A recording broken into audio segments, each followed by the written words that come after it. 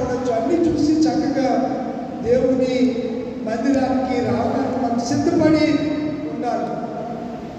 సిద్ధపడి లేకపోతే, సిద్ధమైన మనసు కలిగి ఉండకపోతే, మనం జ్ఞానవంతులుగా వాక్య ప్రకారం వాక్య జ్ఞానాన్ని సంతరించుకోకపోతే, పొందుకోలేకపోతే అపవాది మనల్ని సులువుగా చిక్కుల్లో పడేస్తాడు. మనం భ్రమలో బతికేస్తాం, తద్వారా నిత్యరాజ్యానికి వెళ్ళలేము. నిత్యరాజ్యము అనేది స్వతంత్రించుకోవాలి. ప్రభు సన్నిధిలో పరలోక రాజ్యంలో రాజ్య ప్రవేశం మనం చేయాలంటే క్రైస్తవ జీవితం సామాన్యమైనది కాదు. ఒక భక్తుడు అంటాడు, సామాన్యమైనవి క్రైస్తవ జీవితము సత్సామాన్యమైనవి అని అంటాడు. క్రైస్తవ జీవితం లోకములో జీవించే అన్ని జీవితాల కంటే చాలా ప్రశస్తమైనది, అమూల్యమైనది, చక్కని జీవితమే క్రైస్తవ జీవితము. క్రైస్తవ భక్తులు, క్రైస్తవ పిల్లలు క్రీస్తు స్వారూప్యంలోనికి మలచబడి జీవించే జీవితాలు కలిగిన వారిని క్రైస్తవులుగా మనం గుర్తించాలి. ఈ దినాల్లో ఉన్న దౌర్భాగ్యం ఏంటంటే, ఎవరు క్రైస్తవులో, ఎవరు అబద్ధ క్రైస్తవులో, ఎవరు నిజ క్రైస్తవులో తెలియనటువంటి పరిస్థితుల్లో వాళ్ళు అలాగే ఉంటున్నారు, వీళ్ళు అలాగే ఉంటున్నారు. ఏమి మార్పు కనబడని పరిస్థితుల్లో నేడు దినాలు కొనసాగిపోతూ ఉన్నాయి. మరి మీరు ఎప్పుడు క్రీస్తు సత్యవాక్యం చేత ప్రక్షాళన చేయబడి వాక్యాన్ని లోతుల్లోకి వెళతారో, ఆ వాక్యాన్ని క్షుణ్ణంగా అవగాహన చేసుకుని పరిశుద్ధాత్మ పూర్ణులుగా మీరు ఉంటూ, పరిశుద్ధాత్మ అభిషేకాన్ని కలిగినటువంటి బిడ్డలుగా మీరు ఉంటూ, మరి ఎప్పుడు ప్రభు రాజ్యం కొరకు మీరు సిద్ధపడతారో, నాకైతే ఈ ప్రశ్న అగమ్య గోచరంగా నాకు అగుపడుతూ ఉంది. ఏదైనా మీకు తెలియకపోతే తెలుసుకోవాలి, మీలో మీరు చర్చ చేసుకోవటం, చెవుల్లో పక్క పక్కకి వెళ్ళి గొరుక్కోవటాలు, ఇది సంఘంలో మనకి అంత దేవుడు చూస్తున్నాడు మనల్ని. మనం ఏదో అనుకుంటున్నాం, నువ్వు కూర్చుంటుటయో, నీవు లేచుటయో, నువ్వు పండుకున్నటయో, నువ్వేమి చేస్తున్నావో, నీ నడకను, నీ పడకను, నీ ప్రవర్తనను సమస్తమును ఆయన గమనిస్తున్నాడు అనే స్పృహ నీకు లేకపోతే, ఇంకా దాని డెఫినేషన్ నేను ఏమని వివరించలేను.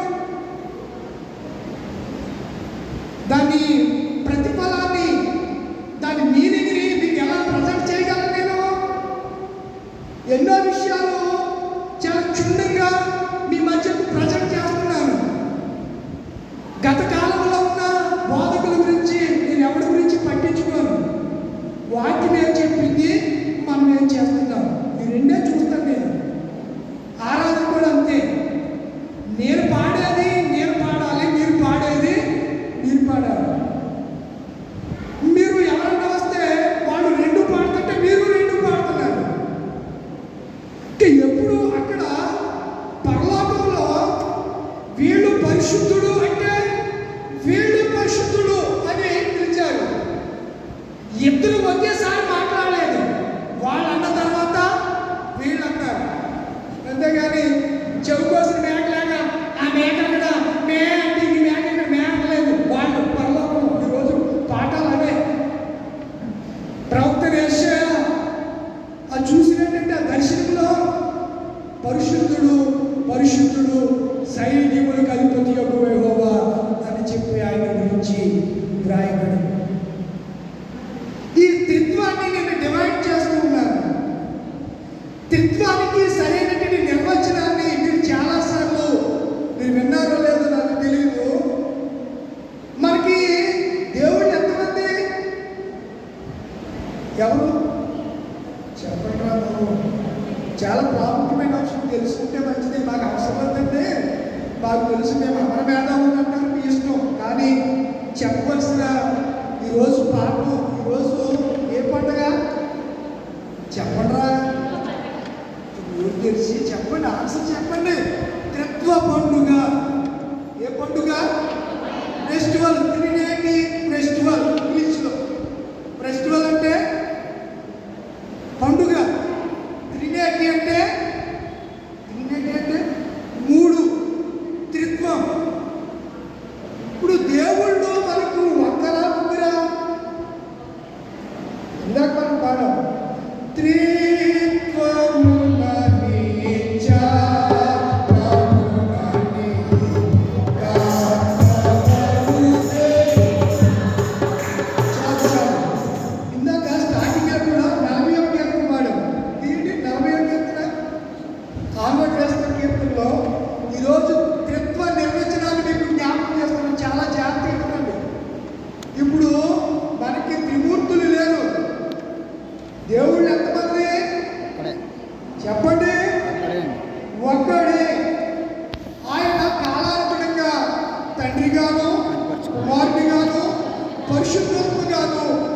వారికి ఆయన ప్రత్యక్షమయ్యాడు, అగుపరుచుకున్నాడు, కలిని గురించి మనకు బహిర్గతం చేసుకున్నాడు. One God, one holy spirit, one the son. అర్థమవుతుందా? వన్ గాడ్, దేవుడు ఒక్కడే. వన్ ద సన్, దేవుడు కుమారుడు కూడా ఒక్కడే. వన్ ద హోలీ స్పిరిట్, పరిశుద్ధాత్ముడు కూడా ఒక్కడే. వన్ వన్ వన్, ఒకటో ఎక్కువ, ఒక్కొక్కటి ఒకటి, ఒక్కొక్కటి ఒకటి, ఒక్కొక్కటి ఒకటి. అంటే దేవుని యొక్క తత్వ లక్షణాన్ని మనం ఇక్కడ గమనించాలి, ఆలోచించాలి. చాలా మందికి ఇప్పటికి కూడా మీకు జైశాలి పిడి సుందరరావు గారు యూట్యూబ్లో మీరు చూస్తారు, వారి శిష్యులు చాలా మంది ఉన్నారు. విజయప్రసాద్ రెడ్డి గారు, అలాగే వేటపాలెం జేమ్స్, వీళ్ళందరూ కూడా ఒకప్పుడు పిడి సుందరరావు గారు యొక్క శిష్యులు వేరు. వారి నుంచి విడిపోయి వచ్చినటువంటి వారు వీళ్ళంతా. ఇప్పుడు వీళ్ళంతా కూడా తత్వాన్ని ఒప్పుకోరు. వీళ్ళంతా దేవుళ్ళు ముగ్గురు అని చెప్తారు. ఇప్పుడు ఈ లూథరన్ సంఘాల్లో కూడా అంటే తత్వాన్ని మనం అర్థం చేసుకోవడానికి ఏదో నామమాత్రంగా బైబిల్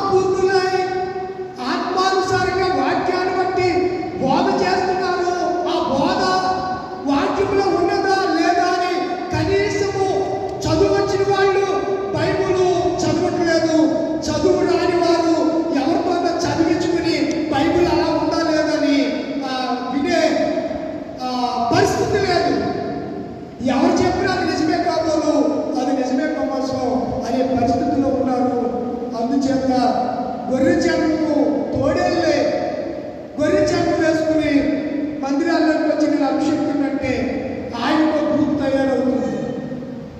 ఇప్పుడు సత్యవంతుడిని ఎవరు వెంబడిస్తారంటే సత్యమును అనుసరించి దాన్ని కైకుని వారే, దేవుని వాక్యము దివారాత్రులు ధ్యానించి వారే సత్యాన్ని కైకొనగలరు అనే సంగతిని నేను మీకు జ్ఞాపకము చేస్తున్నాను.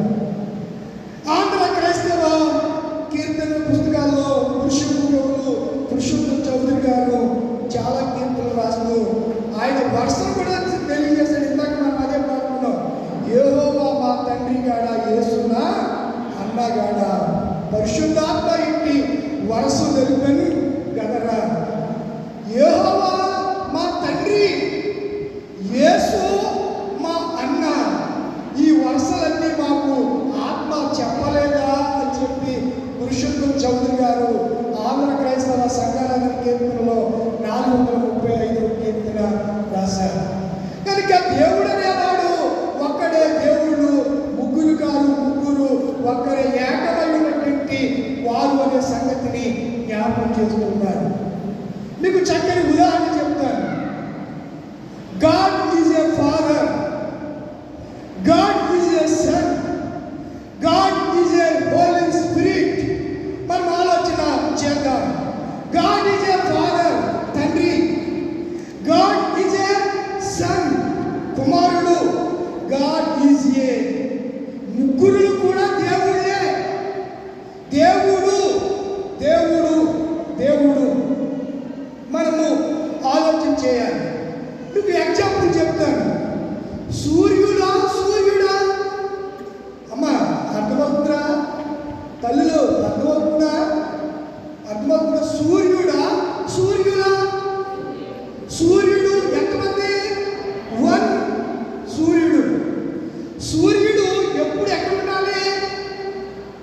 సూర్యుడు నుంచి ఒకటి వస్తుంది, దాన్ని ఏమంటాం మనము? వెలుగు. వెలుగులో నిలుచుంటే ఏం కలుగుతుంది? వేడి కలుగుతుంది. ఇప్పుడు సూర్యుడిలో ఎన్ని ఉన్నాయి? ఎన్ని లక్షణాలు ఉన్నాయి? 3 ఉన్నాయి. ఇప్పుడు ఒకవేళ సూర్యుడు కనుక కిందకు వచ్చాడంటే మనం ఏమైపోతాం? ఎలకల్లా మసి అయిపోతాం అంతే. సూర్యుడు ఎప్పుడు ఎక్కడ ఉండాలి? అక్కడే ఉండాలి. సూర్యుడు ఎక్కడ ఉండాలి? ఇప్పుడు వేసవికాలంలోనే 45-46 డిగ్రీలు ఉష్ణోగ్రత నమోదవుతుంటే మనం ఇళ్ళకే పరిమితం అవుతున్నాం, ఎండలో తిరుగుతున్నామా? అదే తీక్షణమైనటువంటి ఆ అగ్ని గుండమైనటువంటి అగ్ని అయినటువంటి దేవుడు కిందకు వస్తే మనం ఏమైపోతాం? అందుకే దేవుడు ఏమై ఉన్నాడు అంటే కొన్ని వాక్యాల్లో ఆయన దహించు ఫైర్, అగ్ని అయి ఉన్నాడు అని వ్రాయబడింది వాక్యంలో. కనుక తండ్రి అక్కడే ఉంటాడు. తండ్రిలో నుంచి ఏమొచ్చి చెప్పండి? అనగా సూర్యుడిలో నుంచి ఏమొచ్చింది? వెలుగు వచ్చింది. వెలుగు చీకటిని ఏం చేసింది? పటాపంచలు చేసేసింది. చీకటిని ఏం చేసేసింది? పారదోలింది. అందుకే యేసు ప్రభువారు ఆయన చెబుతూ యోహాను సువార్త 14:46 అంటాడు. ఆయన చదువుతారా? 14:46. నేను చాలాసార్లు మీకు చెప్పాను, ఒక పెన్ను తెచ్చుకోండి, ఒక పుస్తకం తెచ్చుకోండి. మీకు అలవాటు లేనట్టుంది. నేను ఒక వేళ అంటే మీకు బాధ కలగచ్చు. అంటే మీరంతా ఫిలాసఫర్స్ మాట, చాలా జ్ఞానులు. మీకు వాక్యం చెప్పవసరలా. ఏ పోయే కాలం మందకే ఓ పెన్ను, నోట్ పుస్తకం బైబిల్లో పెట్టుకుని చెప్పే రిఫరెన్స్ రాసుకుని మరలా ఇంటికి వెళ్ళిన తర్వాత వారంలో ఏదో సమయాన్ని తీసుకుని ధ్యానిస్తే నువ్వు ధన్యుడు అని బైబిల్ చెప్తుంది కదా. ఏ ధన్యుడుగా నువ్వు పిలువబడుతుందా దేవుడి చేత? ఓ ధన్యురాలా, ధన్యుడా, నువ్వు నీటి కాలువల వారు నాటబడిన చెట్టు వలె నువ్వు ఫలిస్తావనే ఆ ఫలభరితమైన బ్లెస్సింగ్స్, దేవుడి ఆశీర్వాదం నీకు ఎక్కర్లేదా? ఈ చెవితో వింటూ ఈ చెవితో విడిచిపెట్టేయటమేనా మనం నేర్చుకున్నది, మనం అలవాటు చేసుకున్నది? ఆలోచించండి ప్రియులారా. ఆ 14:46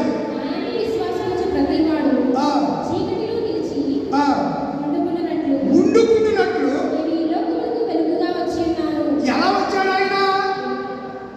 ఎందులో నుంచి వచ్చాడు చెప్పాలి? ఎందులో నుంచాడు? సూర్యునిలో నుంచి. ఆ అగ్ని గోళము నుంచి ఆ గోళము కిందకు వస్తే నీవు మాడి మసైపోతావు. అందుచేత అసలైన మహిమను అక్కడ విడిచిపెట్టి వెలుగును సంతరించుకుని యేసుక్రీస్తుగా తండ్రి కుమారుడిగా వచ్చాడు. ఆ కుమారుడు ఎలా వచ్చాడంట? నేను లోకములోనికి ఎలా వచ్చాను? వెలుగుగా వచ్చాను అన్నాడు. మూడవది, తండ్రి సూర్యుడైతే, వెలుగు కుమారుడైతే, వేడి ఎవరు చెప్పండి? Holy spirit of God. ఎవరు? వేడి. అంటే వెలుగులో నిలుచుంటే మనకి ఏం కలుగుతుంది? ఇప్పుడు కాసేపు బయటకు నిలబడితే షర్ట్ అంతా బడబడలు ఆడిపోతుంది. ఒక పేపర్ అక్కడ పెడితే ఏమవుతుంది? పేపరు పట్టుకుంటేనే పడపడమంటూ ఉంటుంది. వేడి కలుగుతుంది, వేడి కలుగుతుంది. పరిశుద్ధాత్ముడు వేడి. సూర్యుడికి ఏముంది చెప్పండి? సూర్యుడికి ఏముంది? ఆకారం ఉంది. ఉందా లేదా? ఎరా అర్థమవుతుందా మీకు? సూర్యుడికి ఏముంది? ఆకారం ఉంది. ఏముంది? సూర్యుడికి ఆకారం. మీరు ఎప్పుడైనా సూర్యుని ఆకారం చూసారా? కనిపిస్తుంది మీకు. మీరు ఉదయాన్నే లేచి చూస్తే సూర్యుడు ఇస్తున్న ప్రస్ఫుటంగా మనకి కనిపిస్తాడు. సూర్యుడికి ఏముంది? ఆకారం ఉంది. ఈ ఆకారం ఎక్కడ ఉండాలి? పైన ఉండాలి. ఆకారం ఎక్కడ ఉండాలి? పైన ఉండాలి. కింద రావడానికి వీళ్ళేది వస్తే మనం బ్రతకం. అందుకే దేవుడు అంటాడు, ఏ నరుడును ఎప్పుడు దేవుని చూచి ఉండలేదు. చూచి ఏ నరుడును బ్రతకలేడు. మీకు రిఫరెన్స్ కూడా ఇస్తాను, చాలా రిఫరెన్స్ మీకు జ్ఞాపకం చేస్తాను. దీనికి అనగా నేను ఇప్పుడు మీకు డివైడ్ చేసేది, మీకు సర్టిఫై చేసేది, మీకు వివరించేది సంక్షిప్తంగా ఏంటనగా త్రిత్వము యొక్క ఆ భావాన్ని గురించి నేను మీకు జ్ఞాపకం చేస్తున్నాను. త్రిత్వము త్రిత్వము త్రిత్వము, త్రియేకత్వము, భిన్నత్వముల ఏకత్వం కలిగిన ఏకైక ప్రపంచ దేశాల్లో భారతదేశము మొట్టమొదటి దేశం అని నేను మీకు జ్ఞాపకం. ప్రజాస్వామ్య దేశం, ప్రజల చేత ఎన్నుకోబడిన ప్రభుత్వమే ప్రజా ప్రభుత్వం. ఆ ప్రభుత్వాన్ని పాలించేది ప్రజల్లో నుంచి వచ్చిన వ్యక్తే ప్రభుత్వం చేస్తారు తప్ప ఎక్కడి నుంచో వచ్చిన వ్యక్తి ప్రభుత్వము చేయడానికి వీలులే. నువ్వు ప్రభుత్వంలో ముఖ్యమంత్రిగా, ప్రధానమంత్రిగా మనకు ఉన్నారంటే వారు భారతదేశ పౌరసత్వం కలిగిన వారై ఉండాలి, భారతీయుడై ఉండాలి, భారతదేశంలో ఓటు హక్కు కలిగి ఉండాలి. అలాంటి వాడే మనల్ని ఏలటానికి అర్హుడు. అర్థమవుతుందా మీకు? ఏ పౌరసత్వం లేకుండా, ఏ ఓటు లేకుండా, మీకు ఓటు గుర్తింపు కార్డు లేకపోతేనే, ఆధార్ కార్డు లేకపోతేనే మీరు ఓటు వేయడానికి వెళితే ఏదైనవరు ఓటు వేయిస్తారా? వేయనవరు. నువ్వు ఓటు వాయించుకోలేదు, అసలు అది ఏ సిటిజన్ మాకు తెలియదు. నువ్వు భారత సిటిజన్ అయితే భారతదేశ సిటిజన్షిప్ నువ్వు కలిగి ఉండాలి అంటే ఏదో ఒక కార్డు నువ్వు కలిగి ఉండాలి. నువ్వు దేవుని పిల్లడువు, దేవుని పిల్లవు, దేవుని కుమారుడువు, దేవుని సన్ను, దేవుని డాక్టర్ అయి నువ్వు అయి ఉండాలంటే నీవు కూడా దేవుడు ఎవరో నువ్వు తెలుసుకుని ఉండాలి. ఆకారము పైన ఉండాలి. సూర్యుడిలో వచ్చేది ఏంటి చెప్పండి? వెలుగు. కుమారుడు నుంచి వచ్చేది ఏంటనగా వేడి, పరిశుద్ధాత్మ. మూడు ఒక్కటా? మూడు వేరువేరా? ఒక్కటే. సూర్యుడు ఒక్కడే. సూర్యుడు నుంచి ఏమొస్తుంది? వెలుగులో నిల్చుంటే కలుగుతుంది, వేడి కలుగుతుంది. సింపుల్. అర్థమైందా? అర్థమైందా? ఒకసారి ఆమె చెప్పండి. అర్థమైందా? మరొక రిఫరెన్స్, మరొక ఉదాహరణ మీకు చెప్తాను, జ్ఞాపకం చేస్తున్నాను. కనుక ఆయన వెళ్ళగాని 14:46లోను, యోహాను సువార్త 8:12లోను, యోహాను సువార్త 9:5లోను, యోహాను సువార్త 1వ అధ్యాయము 4, 5, 8 వచనాల్లో ఆయనను గురించి ఆయన చెప్పినటువంటి విషయాలు మనం గమనిస్తున్నాం. రెండవ ఎగ్జాంపుల్ నేను చెప్తున్నాను.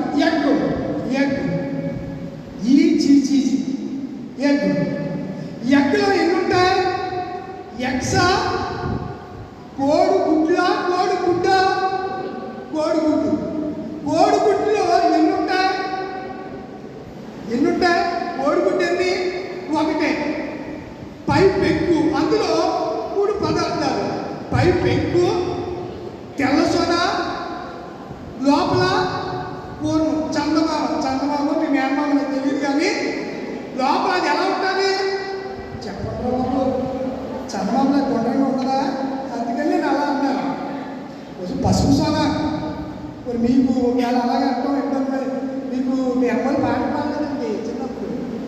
చందమామ రావే, జాబిలు రావే, మా పిల్లోడిని పైకెత్తి తీసుకుపోవే, గోగు పువ్వులా చాచి పువ్వులా ఏయో తేవే అని తల్లి ఆ వెలుగులో నాలుస్తూ పాడుతూ గోరుకుంటూ తినిపించలేదు మీకు మీ అమ్మ. ఆవిడ కన్న తల్లి తినిపించిన ఆ ప్రేమను మర్చిపోతే ఎలాగండి? ఈ దినాల్లో చాలామంది తల్లిదండ్రులు విస్మరించేస్తున్నారు.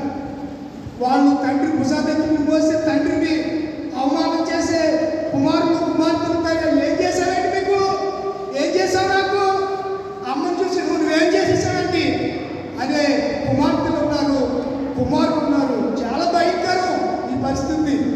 ఏ తల్లిదండ్రుల్ని కూడా ఏ బిడ్డలు నిందించకూడదండి, దూషించకూడదు. తల్లిదండ్రులు ఏం చేయాలి? పూజించాలి, సన్మానించాలి. అప్పుడే భూమి మీద మనం దీర్ఘాయుష్మంతులము అవుతాం. ఇప్పుడు తండ్రి అయిన దేవుణ్ణి గురించి మనం మాట్లాడుకుంటున్నాం కదా, త్రిత్వాల గురించి మాట్లాడుకుంటున్నాం. గుడ్డులో ఎక్కలో పెంకుంటుంది, తర్వాత తెల్ల సొన, తర్వాత పచ్చ సొన. ఈ 3 ఒకటే కాదా? ఒకటే కదా. అంటే గుడ్లు ఎన్ని ఉన్నాయి? అలాగే దేవుడు ఎంతమంది? ఒకడే. తత్వము అంటే దేని రుచి దాందే. తెల్ల సొన దాని రుచి దాందే, పసుపు సొన దాని రుచి. ఈ రెండింటిని భద్రంగా కాపాడేదాన్ని మనం ఏమంటాం? పెంకు అంటాం. ఏమంటాం? ఆ పెంకు లేకపోతే 2 ఉంటాయా? పెంకు లేకపోతే దాన్ని ఏ గుడ్డు అంటాము? బాబు తెలీదా? కోరుకుంటూ అంటానండి. పెంకు లేని గుడ్లు ఎప్పుడు చూడాలి మీరు? మరి ఆ మాట చెప్పడాకేంటి? మీరేమో కొత్త భాష గొల్లమూడిలో మీరేమో దానికి ఏమైనా కొత్త డిఫినేషన్ కనిపెట్టారా ఏంటి? తోలుకుంటే అంటారు దాన్ని. అమ్మ చెప్పండి, అలాగే అంటారు కదా. మరి ఆ మాట చెప్పడాకేంటి? ఏమంటారంటే ఏదో అమాయకంగా చూస్తారంటే బాబు, తోలుకుంటే అంటారు దాన్ని. ఇప్పుడు ఆ పెంకు లేకపోతే ఈ తోలుకుంటూ నువ్వు నొక్కితే ఏమైపోద్ది? చిదిగిపోద్దా? చిదగదా? అంటే ఇప్పుడు తండ్రి పెంకు అనుకుంటే, సొన కుమారుడు అనుకుంటే, ఆ పరిశుద్ధాత్మ రుచికరమైనది ఉందే. పరిశుద్ధాత్ముడే రుచికరమైన వాక్యాన్ని మనకి బోధిస్తూ ఉంటాడు. మనం ఆలోచించాలి. గుడ్డులో 3 ఉన్న గుడ్డు ఒక్కటే. తండ్రి కుమార పరిశుద్ధాత్ములుగా వారు మనకు కనపడుతున్న 3 ఒక్కటే. 3 వేరు కాదే కాదు. దేవుని నామానికి స్తోత్రం కలుగునుగాక. ఆమేన్. 3 ఒకటే విషయాన్ని జ్ఞాపకం చేస్తున్నాను. మరొక విషయాన్ని కూడా నేను మీకు జ్ఞాపకం చేయ ఇష్టపడుతున్నాను.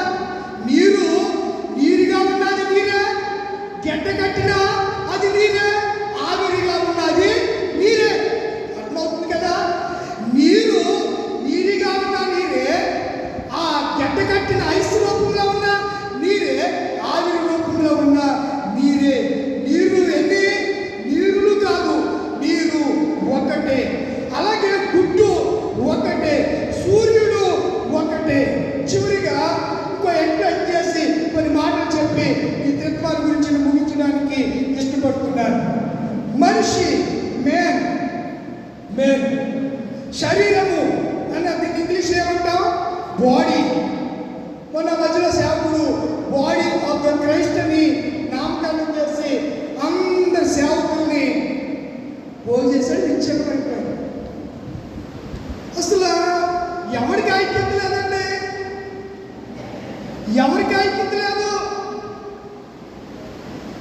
అభిషేకం పొందాలని చెప్పుకుని సంఘాల్లోకి వస్తున్నటువంటి సిఆర్లకి పాస్టర్లకి పడట్లేదు. కారణం ఎవరంటే సంఘమే దానికి కారణం. సంఘ రూల్స్, సంఘ క్రమము తెలియనటువంటి నాయకులు సంఘాల్లో నాయకత్వం జరిగిస్తున్నారు.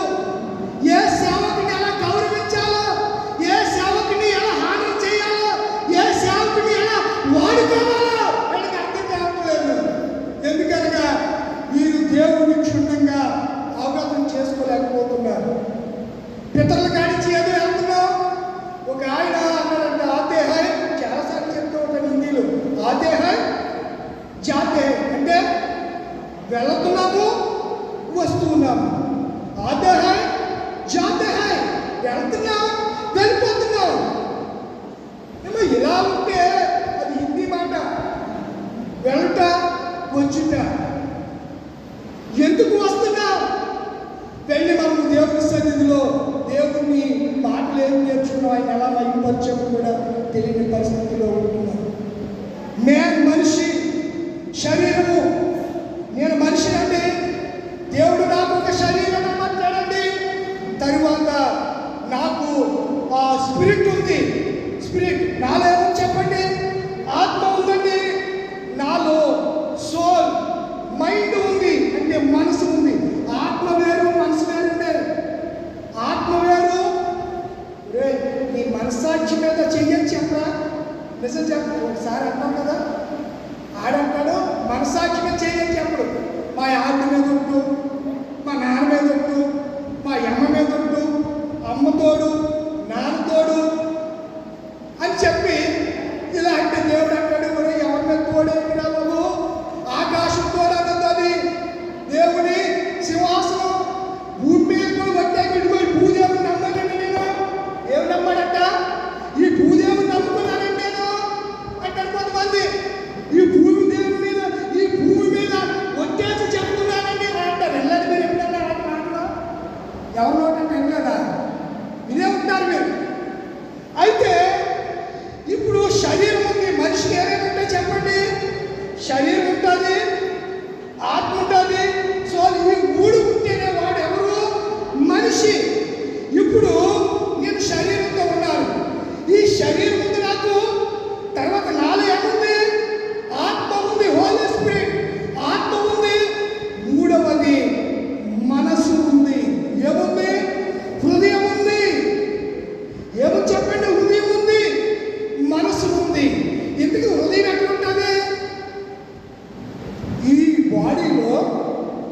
బాడీలో హృదయం ఎక్కడ ఉంటుంది? ఇంజనీరింగ్ స్టూడెంట్ ఏది అంకిత వచ్చిందా? అంకితేనా వచ్చింది అక్కడ? నీకు కనపడదు, నువ్వు ఎదురుంటావు కదా. ఇంజనీరింగ్ స్టూడెంట్ మనసు ఎక్కడ ఉంటుందిరా? చాలా మంది ఎక్కడ ఉందని చెప్తున్నారు ఇప్పుడు. ఇది హార్ట్ అంటే హృదయం. హృదయము మనసు ఒకటి. మనసు ఎక్కడ ఉంటుంది? మీ తలంపులు ఎక్కడ వస్తాయి? ఇక్కడ వస్తాయి, ఇక్కడ వస్తాయా?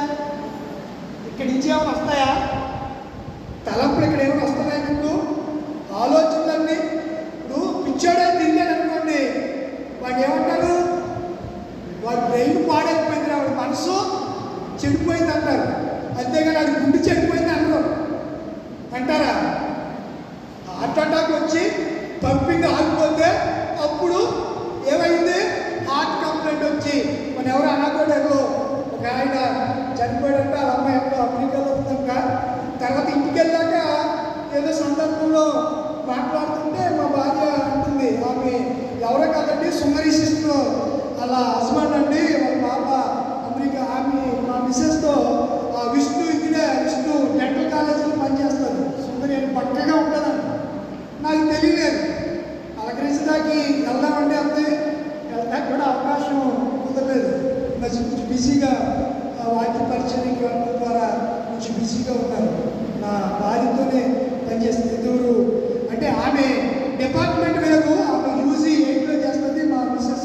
స్టోర్లో పనిచేస్తాడు.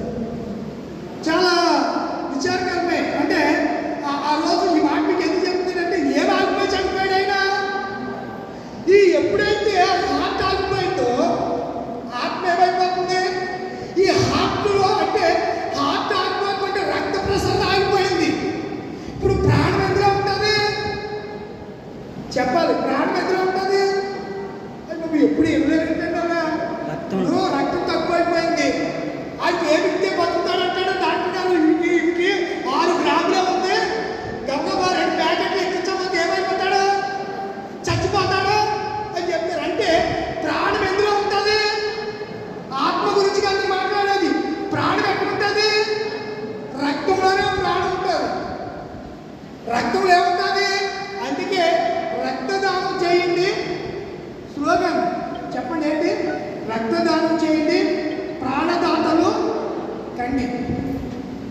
బ్లడ్ డొనేట్ చేసే బ్లడ్ బ్యాంకులు ఉన్నాయి. బ్లడ్ ఫ్రీగా ఇస్తారు. అక్కడ నీ రక్తాన్ని ఇస్తే, నీ మన ఇంట్లో వాళ్ళు ఎవరన్నా ఒకరు రక్తం డొనేట్ చేస్తే అక్కడ ఆ గ్రూప్ రక్తము ఎవరిదో రక్తం స్టోరేజ్ అయిపోతే ఆ రక్తం బ్లడ్ ప్యాకెట్ ఎవరికి ఇస్తారు? మీకు ఇస్తారు, ఫ్రీయే. కానీ ఈరోజు రక్తం కొనుక్కుని తాగే పరిస్థితులు వచ్చేసాయి. నూనె అమ్ముకుంటున్నారు, కచ్చీలు అమ్ముకుంటున్నారు. క్రీస్తు ఉచితముగా అనుగ్రహించే రక్తానికి వెల పెట్టి కొనుక్కుంటున్నారు. ఆయన అన్నాడు, ఒరే రక్తం ఒరే వెల ఇచ్చి నేను మిమ్మల్ని కొనుక్కుంటుంటే మీరు నా రక్తాన్ని ఎంత దౌర్భాగ్యంలో తినని దేవుడు బాధపడతాడండి. దేవుడు ఉచితంగా ఇచ్చాడు రక్తము. రక్తము చేత మనల్ని ఆయన ఏం చేశాడు? విమోచించాడు. రక్తము చేత మనల్ని ఆయన కొనుక్కున్నాడు. మంచిది పిల్లరా, కనుక శరీరం, బాడీ, స్పిరిట్, ఆత్మ, సోల్, మనసు. ఇప్పుడు టోటల్గా దీన్ని ఏమన్నాము? ఇది ఒకటా మూడా? ఇది ఒకటా మూడా? ఈ టోటల్గా ఈ చంద్రశేఖర్ అనే బ్రదర్ చంద్రశేఖర్ అనే కటౌట్ ఒకటా మూడా? ఒకటే. కానీ ఎంతమంది ఉన్నారు ఇందులో? 3 ఉన్నారు. ఎంతమంది ఉన్నారు? ఒక్కటే. 3 క్రియలు చేస్తున్నారు. దేవుడు ఒక్కడే. దేవుడికి నరులకు మధ్యవర్తియు ఒక్కడే. ఏ నరుడును దేవుని చూచి ఉండలేదు. మోషే చూడాలనుకుంటే దేవుడు అన్నాడు, నన్ను చూస్తే బ్రతకు అన్నాడు. ఆదిలో ఉన్న దేవుడు, ఆది అంతము లేని దేవుడు ఒక్కడే దేవుడు. ఆయన ఆత్మ స్వరూపమైనటువంటి దేవుడు అనే సంగతిని నేను మీకు జ్ఞాపకం చేస్తున్నాను. యెషయా 45వ అధ్యాయం 5వ వచనం నుంచి మనం చూస్తే సమయం అవుతుంది. యెషయా 45వ అధ్యాయము, నేను యెహోవాను. అమ్మ బైబిల్ చదువురా. నాయన ఎక్కడికి వెళ్ళిపోయావా దేవుడు? ఎందుకంటే ఇక్కడ హమ్మింగ్ వస్తుంది. ఇలా బైబిల్లో చదివితే మీకు అర్థమవుతుందనే ఉద్దేశమే తప్ప. నేను యెహోవాను. ఏంటంట? మరి ఏ దేవుడు లేడు. నేను తప్ప ఏ దేవుడు లేడు.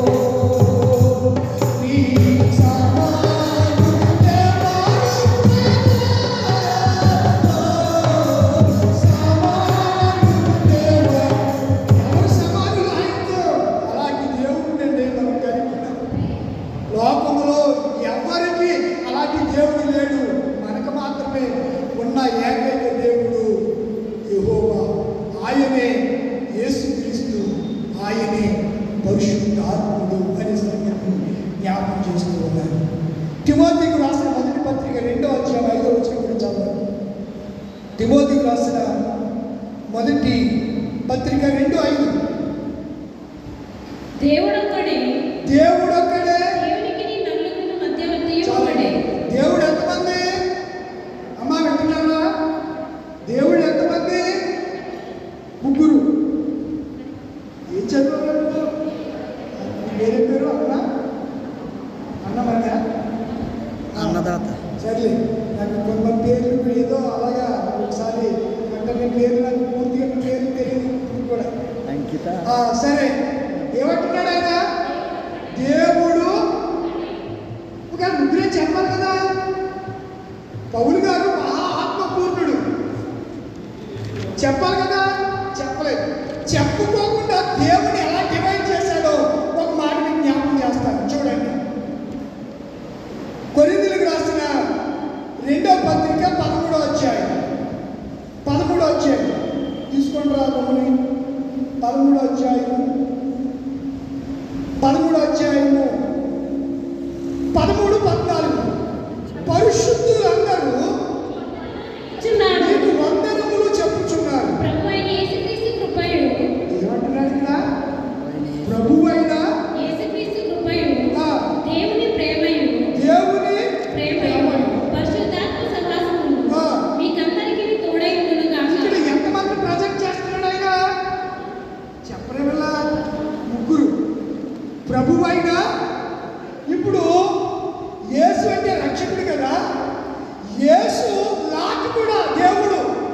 అందుకనే యేసుకు 2వ స్థానం ఇవ్వాల్సినటువంటి పౌలు గారు మొదటి స్థానంలో పెట్టి అంటాడు ఆయన, ప్రభువు అయిన యేసు క్రీస్తు కృపయు.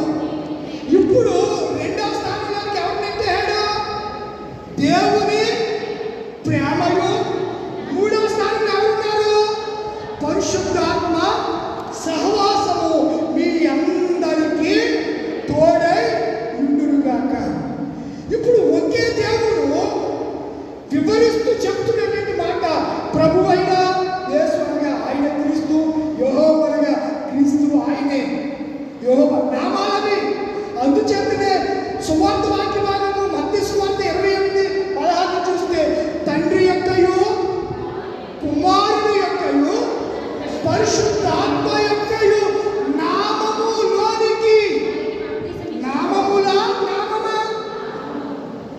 అర్థమవుతుందా మీకు? నామములు అంటే ఇంకా ఉన్నాయి బహువచన. నామము 3 1. నామము ఏ నామం అది? తండ్రి, కుమార, పరిశుద్ధ నామములోనికి బాప్తిస్మం ఇచ్చుచు. నామము నామం అంటే నామములు అంటే అదే. అక్కడ ఏకవచనము వాడబడింది, బహువచనము వాడబడింది. నామములోనికి బాప్తిస్మం ఇచ్చుచు నేను మీకు ఏ ఏ సంగతులను ఆజ్ఞాపించుతునో వాటన్నిటి.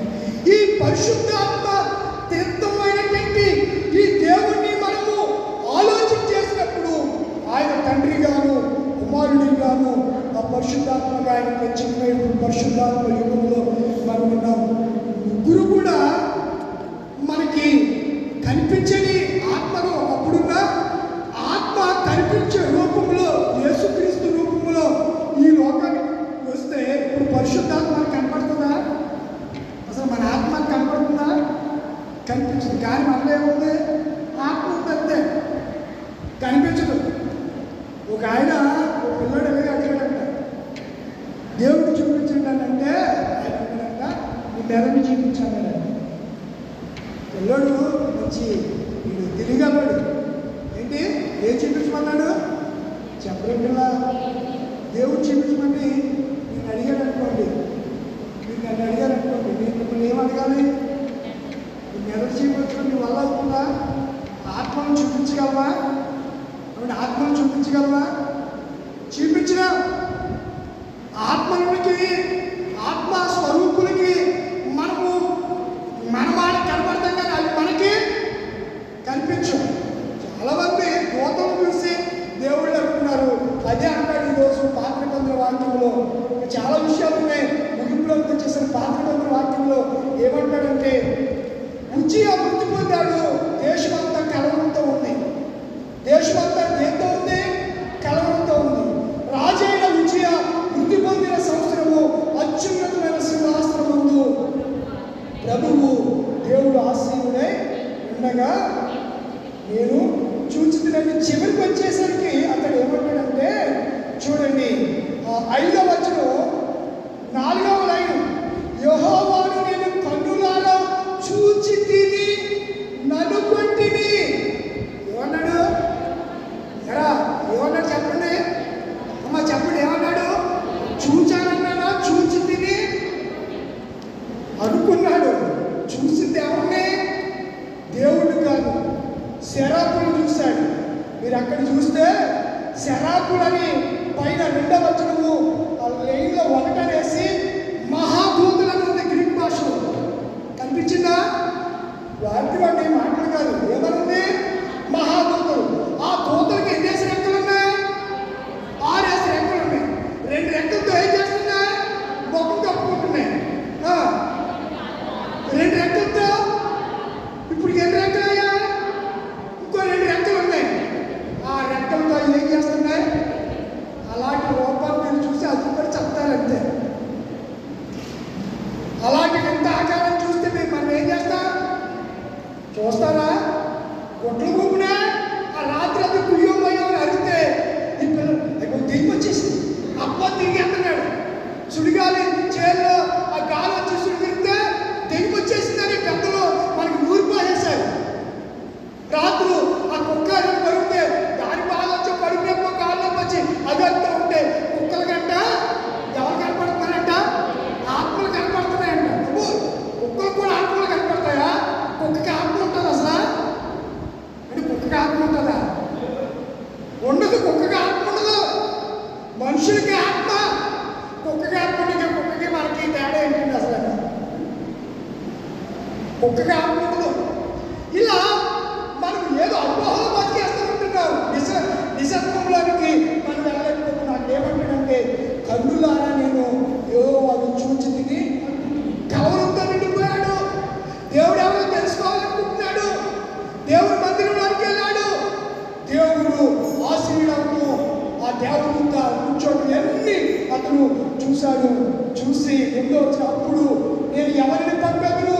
మా నిమిత్తము ఎవరు పోగులని ప్రభు సెలవీయగా ఇంటిని అంతటా నేనున్నాను, చిత్తగించుము, నేనున్నాను, నన్ను పంపుము అని. ఈ మాటలన్నీ యేసు ప్రభు వారు యోహాను సువార్త 12వ అధ్యాయము 38వ వచనం నుంచి మాటలన్నీ ఆయన చెప్పాడు. ఒకసారి ఎక్కడున్నాయి ఈ మాటలు? ఈ మాటలు ఎక్కడున్నాయి? యోహాను సువార్త 12వ అధ్యాయము 38వ వచనం ఈ మాటలన్నీ అక్కడ వ్రాయబడి ఉన్నాయి. కనుక దేవుడు త్రిత్వమై ఉన్నాడు. త్రిత్వములో ఆయన ఏకత్వమై ఉన్నాడు. ఈ ఏకత్వమైనటువంటి దేవుడు తండ్రి, కుమార, పరిశుద్ధాత్మ. ఇప్పుడు ఆయన ఎలా ఉన్నాడో ఒక మాట చెప్పి ముగిస్తాను. ఎఫెసీ రాసిన పత్రిక 1వ అధ్యాయము, ఎఫెసీ రాసిన పత్రిక 1వ అధ్యాయము చాలా పెద్ద అంశం అండి. కొన్ని మాటలే నేను మీకు జ్ఞాపకం చేశాను. చాలా కొన్ని మాటలు చాలా సింపుల్గా మీకు అర్థమయ్యే రీతిలో కొన్ని విషయాలు మీ ముందుకి తీసుకురావడానికి ప్రభువారు నాకు సహాయం చేశారు. ఆత్మ నన్ను ప్రేరేపించిందనే సంగతిని జ్ఞాపకం చేస్తున్నాను. 3, మన ప్రభు యేసు క్రీస్తు యొక్క తండ్రి యొక్క దేవుడు స్తుతింపబడును గాక. ఆయన క్రీస్తునందు పరలోక విషయంలో ఆత్మ సంబంధమైన ప్రతి ఆశీర్వాదమును మనము తండ్రి నుంచి ఆశీర్వదించబడుతున్నాం. చివరికి వచ్చేయండి, సమయం లేదు కదా అన్ని చెప్పడానికి.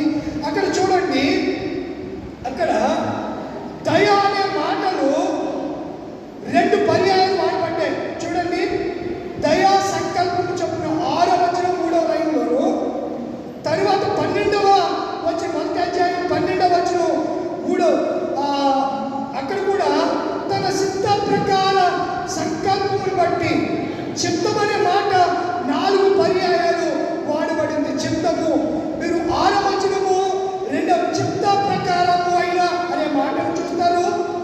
తరువాత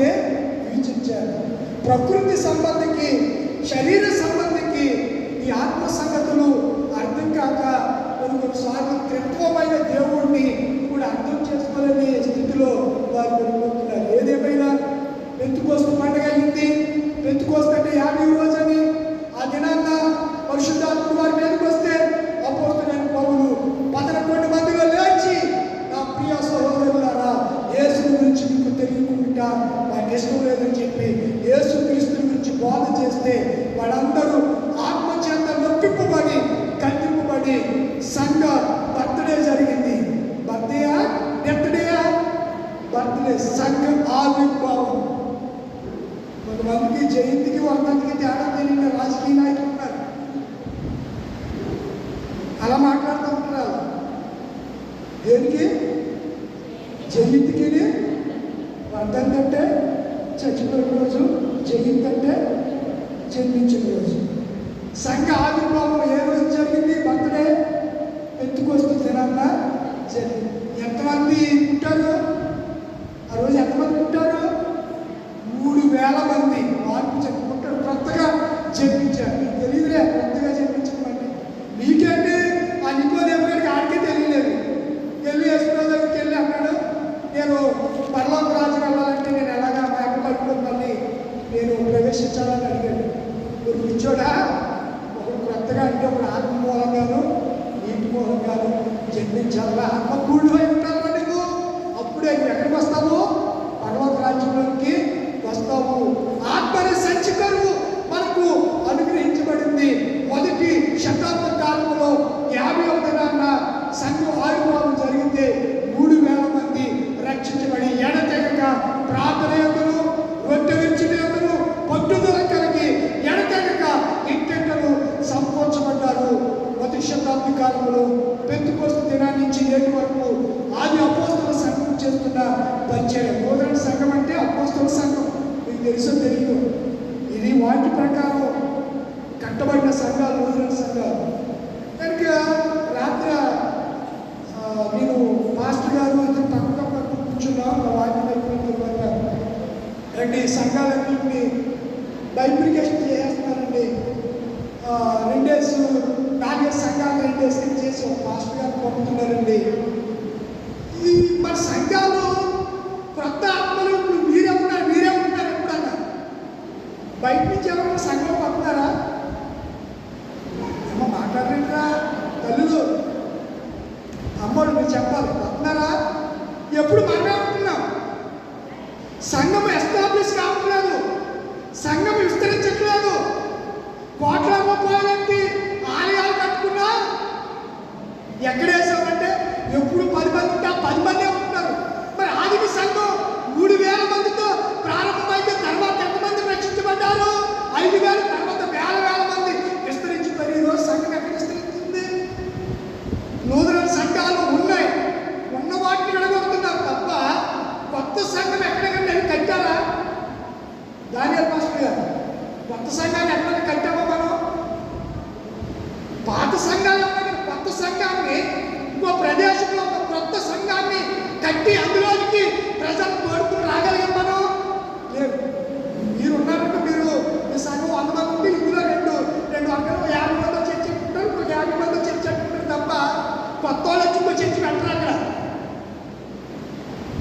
ఇప్పుడు ఎవరైనా కొత్త రావాలంటే మన సంఘంలో కొత్తలేదు. ఏదో సంఘం మందిరానికో ఏ ఫెలోషిప్కో లేదా ఇంకొకటి చోటుకి వెళ్ళిపోతారు. మన సంఘంలోకి ఎందుకు రాలేకపోతున్నారు?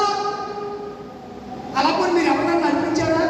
ఇదిగోండి ఈ నూతన సంఘాలకు మన ఆయన తీసుకొచ్చాను, మన ఆయన తీసుకొచ్చి ఒక్కటి చూపించండి, మంచికి సెల్యూట్ చేస్తాను, పాదాలు వందనం చేస్తాను. మీరు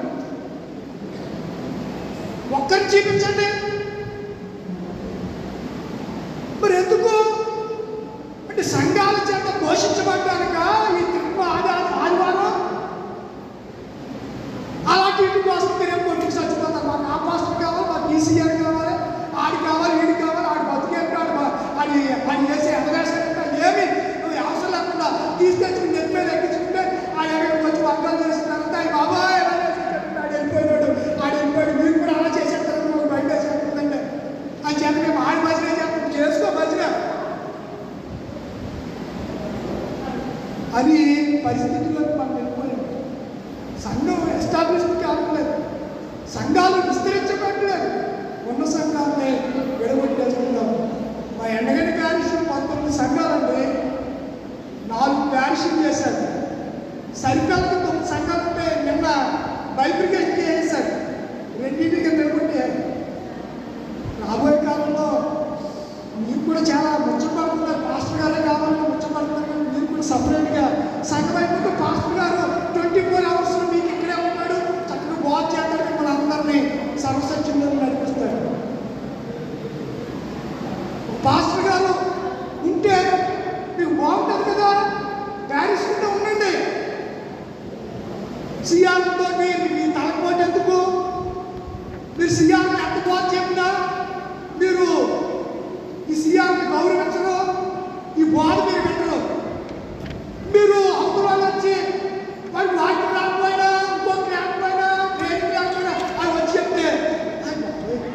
మరి బాబు శిరస్సు అండి.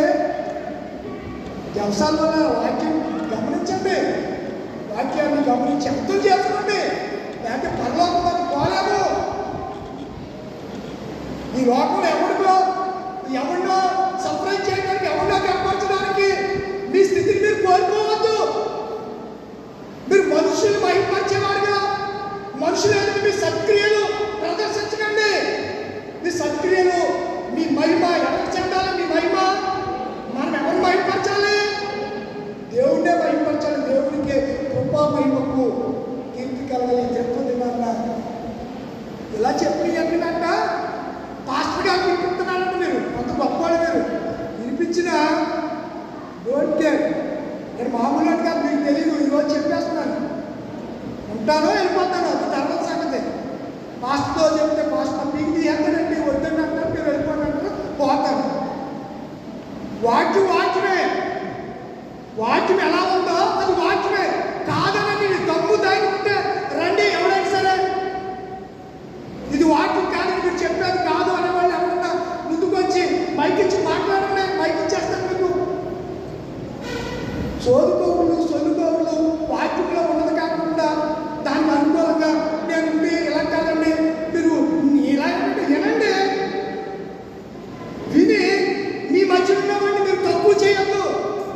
దేవుడు పక్షపాతి. మీరు పక్షపాతం చూపుతున్న దేవుడు ఎవరు? పక్షపాతి మీద ఆయన. దేవుడు పక్షపాతి కాదు. పక్షపాతం లేని దేవుడు మన దేవుడు. చిత్రమైన దేవుడికి ఏం లేదు, తండ్రికి లేదు, కుమారుడు లేదు, పరిశుద్ధాత్మ లేదు. కానీ మీకు ఉన్నాయి ఆ పక్షపాతం అంతా. ఒక్కో సేవకుడు ఒక లేక చూస్తారు, ఎప్పుడైతే తెచ్చుకుంటారు, ఈ బాగా చేసుకుంటే కాలు తొక్కుతూ ఉంటారు. ఎంతకాలం ఉంటారండి అలా మీరు చేస్తే? వాక్యానికి లోబడండి జనాలు. జనాలు వాక్యానికి లోబడండి. ఇదేదో ఆషామాషి మాట్లాడిన సొంత మాట్లాడారు. వాక్యం నేను ప్రతిదాన్ని వాక్యంలో చూపిస్తానండి. అలా చెప్తే ఈ డబ్బులు పట్టుకుంటాడు 18 సార్లు చదవాలి. ఈ ఆదివారం పాఠాలు సోమవారం నుంచి శనివారం రాత్రి వరకు సిద్ధపడుతూనే ఉంటాను. వాటికి సంబంధించిన పాఠాలు ఎప్పుడు ఆ పాఠాలు పాడుతూనే ఉంటాను. ఒకవేళ కీర్తన రాగంతో తప్పైతే గూగుల్లో మీరు సెర్చ్ చేసి యూట్యూబ్లో ఆయన ఎలా పాడాడు, ఈయన ఎలా పాడాడు, ఈ రాగమేంటి, ఇన్ని రాగాలు తీసుకుని సులువైన రాగాలు నేర్చుకుని మీకు కొత్త పాటలు పాడుతుంటే ఈ వచ్చాక కొత్త పాటలు పాడుతున్నాడు, మాకు రావట్లేదని అంటున్నారు. మీరు మాస్టర్ గారి దగ్గర మంచిదిగా నేర్చుకోండి. ఆయన పాడుతున్నాడు కదా, ఆయన పాటలు నేర్చుకోండి. మీరు ఆరాధన గురించి కూడా ఏదో చెప్పారండి. మీరు నేను చాలా చేసేది కరెక్ట్ ఆరాధన, మీకు తెలుసా? నేను చేసేది కరెక్ట్ ఆరాధన. ఎవరు ఆరాధన కలుసుకుందో కూడా మీకు తెలియట్లేదు. నేను చేసేది క్రమంగా ఉంటుందా, రాంగా ఉంటుందా? మహిమలోకి జనక కీర్తన పాడటం రావాళ్ళు నాయన చేసి ఆరాధన తప్పుపడితే మిమ్మల్ని ఏమనాలి? ఏమనాలి? నేను తిరుగు దినాన్ని జ్ఞాపకం చేసుకోండి. ఎందుకు చెప్తున్నానంటే మీరు చాలా మంది సేవకులు చూసారు. మీరు నాకంటే జ్ఞానవంతులు కాదనకూడదు. వయసులో పెద్దవాళ్ళు, జ్ఞానంలో పెద్దవాళ్ళు, అనుభవంలో కూడా మీరు మంచి అనుభవస్తులే. కానీ మీ అనుభవాన్ని, మీ జ్ఞానాన్ని వాక్యం దగ్గరికి తీసుకురండి.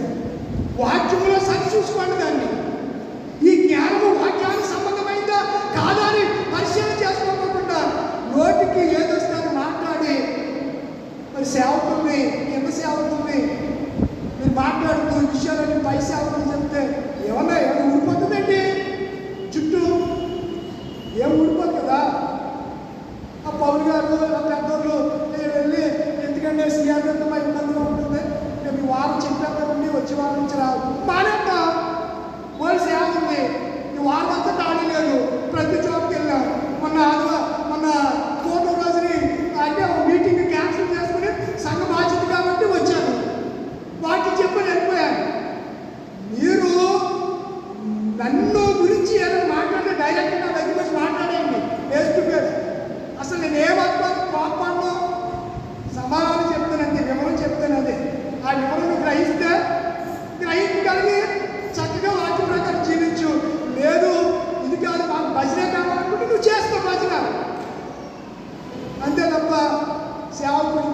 వచ్చి ఆ సేవకు ఉండగా మీరు నేను ఏ స్థలానికి వెళ్ళినా నేను అలా పెట్టాలంటే యూట్యూబ్లో నా ప్రసంగాలు వేల ప్రసంగాలు పెడతానండి. నేను ఎవడన్నా పెడతానంటే పెట్టొద్దు ఆఫ్ చేసేస్తాను. నేను ఆ ప్రసంగాలు చెప్పలేము, పెట్టలేము.